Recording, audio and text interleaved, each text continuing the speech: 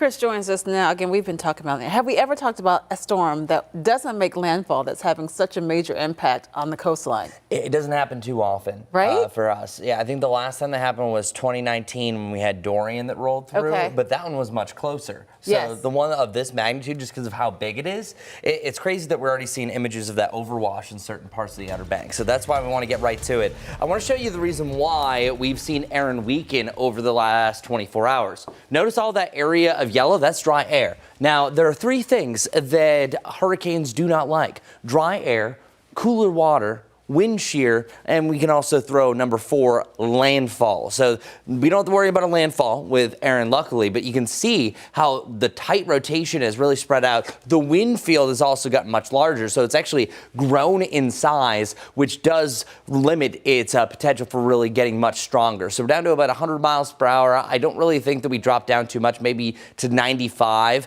but you're really expecting this thing to still hold to about 95 to about 120 miles per hour in that range over the next 24 hours. And we are so lucky that we're not seeing the hurricane force winds make landfall here in the Outer Banks, just because of how big it is and the waves that it's already causing. Yeah, you'd be looking at some really high destruction as far as this is concerned. As far as our storm surge maps, we have this area of yellow, but realistically, I think most of the area is going to see about 1 to 3. The upper levels are showing maybe a storm surge up to about 4 to 5 feet, and say some areas around Kill Devil Hills, right around Hatteras, to have Nag's Head included in that as well. So it's really the furthest point out that we have here. As far as the winds, it's really not a big deal here, just because most of it really does stay offshore. It's just such a massive storm that it does allow for all that water to be washed on. And we're very lucky also that we have these fronts that are dancing around the Carolinas, because if that wasn't the case, this would actually have a much better chance of moving further west, and we would have been talking about a closer landfall, or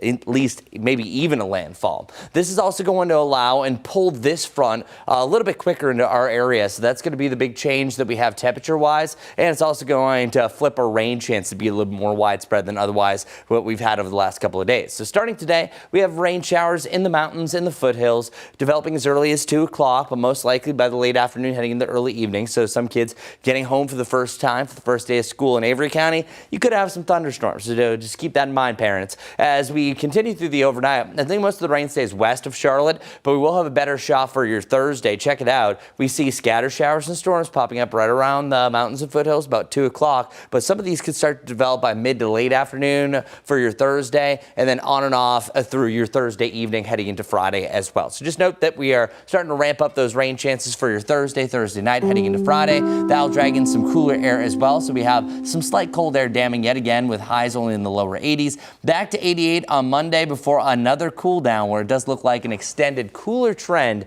to end the month of August.